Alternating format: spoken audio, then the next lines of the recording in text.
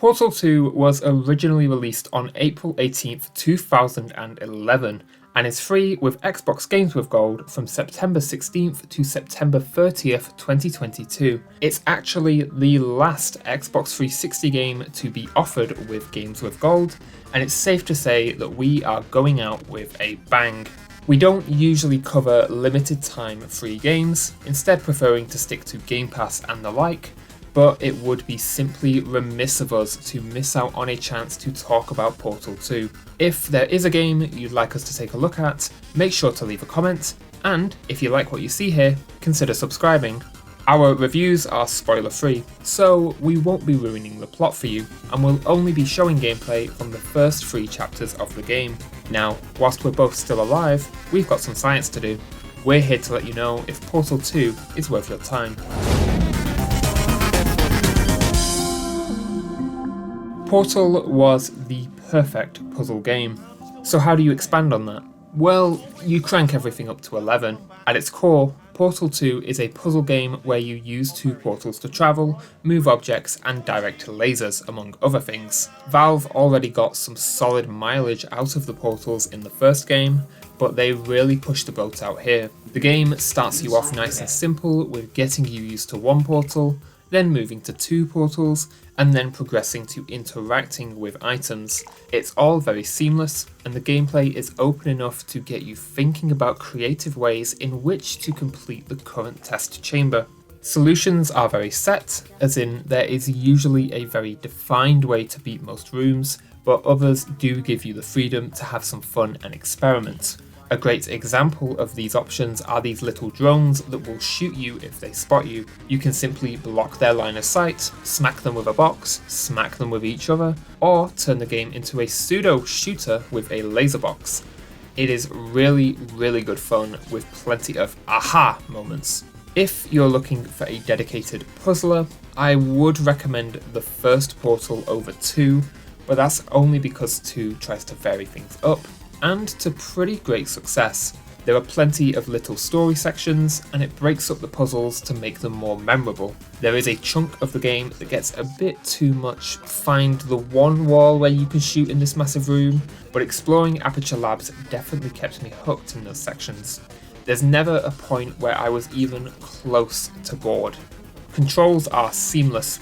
Each portal is assigned a trigger, and you can see which one you fired with a simple crosshair. There's lots of fun to be had making infinite portal loops and optical illusions. This is a simple sandbox that you can just play around with, and it's just as fun, if not more fun sometimes, than the main puzzles. On top of the single player, there is a co-op mode which teams you up with a friend to solve even wilder puzzles. This is just an entire extra campaign stacked on top of the regular one, and it is fantastic. I really cannot sing higher praises about this game. The mechanics are taught extremely well, the gameplay is massively fluid and majorly fun, and it's all wrapped up into a polished package that is just a joy to play. This was a triumph. I'm making a note here, huge success. Portal 2 gets the full 5 out of 5 for gameplay that has stood the test of a decade and still comes out on top. There she is. What a nasty piece of work she was, honestly. Proper maniac. A few dated textures do nothing to halt the sheer quality of art direction on display here. The game is itching to show you its good looks right from the start by destroying your room and sending particles everywhere. From there, it's a rip-roaring tour through the remains of Aperture Labs. You'll work your way through overgrown test chambers, which look simply phenomenal, down to test chambers that build themselves as you walk into them, down to the very depths of the labs, which we'll keep secret for now. Every location is distinct and masterfully crafted. There is always something new to look at, and that something always looks amazing. Smaller details also add to the world. These animations when you get out of the lift before a new test chamber are always a joy to watch. The way the lights flicker as you approach a test is always a nice touch, and the way the lab components move make it feel almost alive. It all comes together to create an insanely creative, visually dynamic, and almost creepy environment every time you boot up the game. Character designs are also very good. There's no facial animations to be seen here, so all of the hard work has to be done with some expressive robot motion, and it is pulled off wonderfully. Wheatley's excited movements match wonderfully to Stephen Merchant's voice acting, and GLaDOS manages to be rigidly terrifying when you run into her. Even disembodied characters are presented within the universe very well. UI is minimal, but extremely solid. You always know exactly what you need to know, and it is told to you in a very simple way. This is very important, as some later puzzles will have you alternating portals when you can't directly see what you've already placed down. Placing the wrong portal in these sections can be frustrating, but Valve did work around that.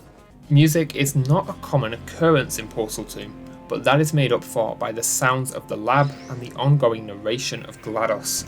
I think the choice to just have ambient noise was the right call, as it leans further into the derelict atmosphere Portal 2 is trying to achieve. It's hard to overstate my satisfaction.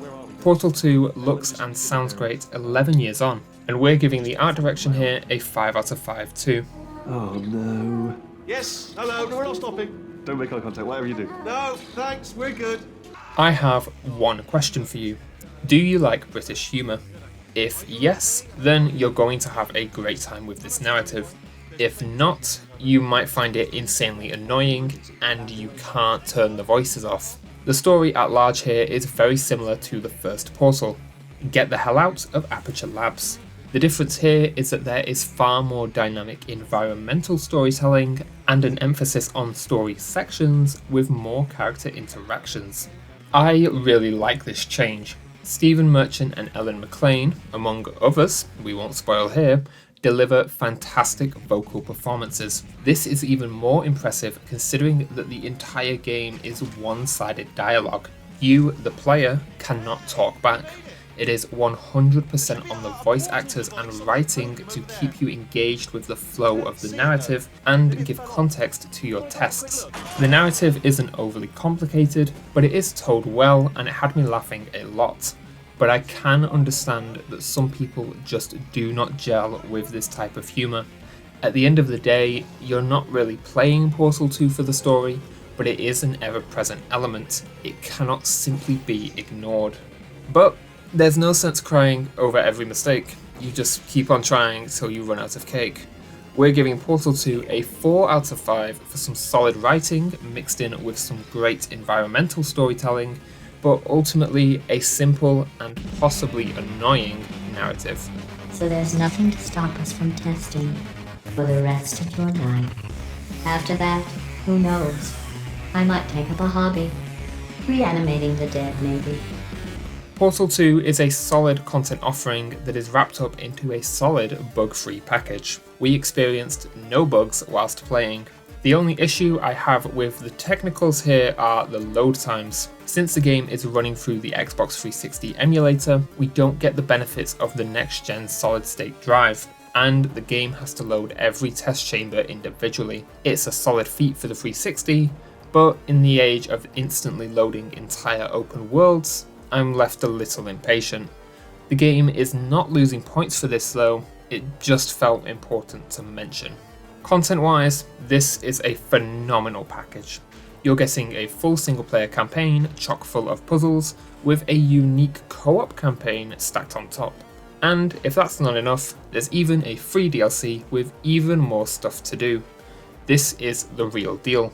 You don't get any save slots to mess with, but the game does keep a backlog of saves to let you get where you need to. For an Xbox 360 game, these settings are wonderful.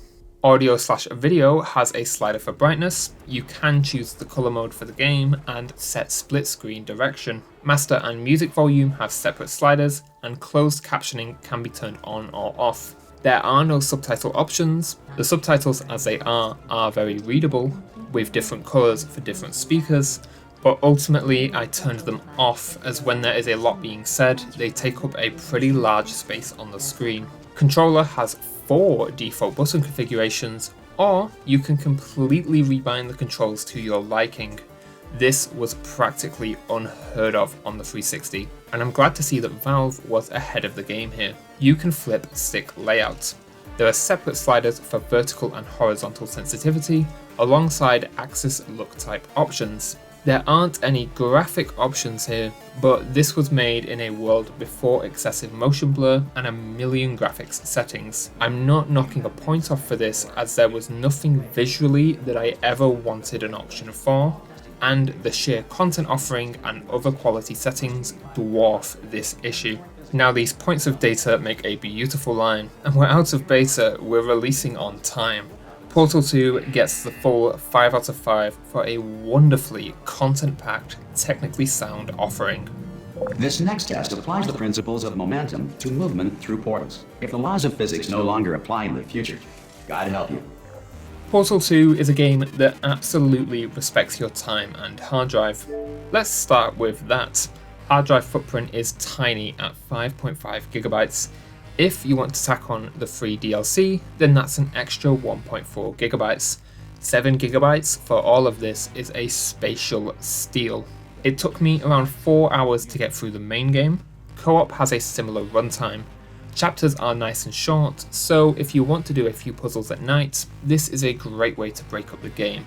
Chapters autosave at the beginning, but you also have the option to save whenever you like. If you want to replay a chapter, you can do all of that from the main menu. When you die, you'll be thrown back to the start of the test chamber.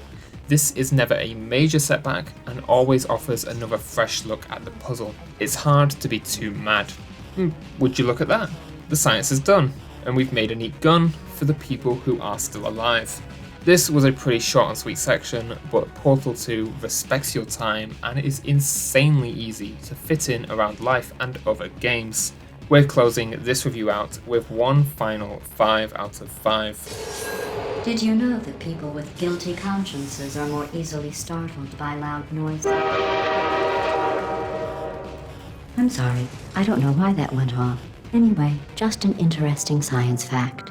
Portal 2 is a triumph. Make a note here, huge success.